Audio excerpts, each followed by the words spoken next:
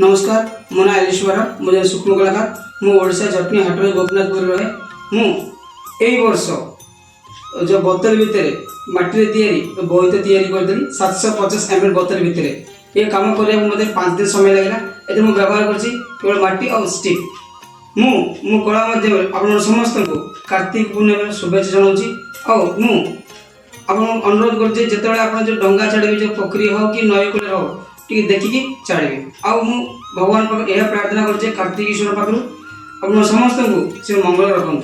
धन्यवाद।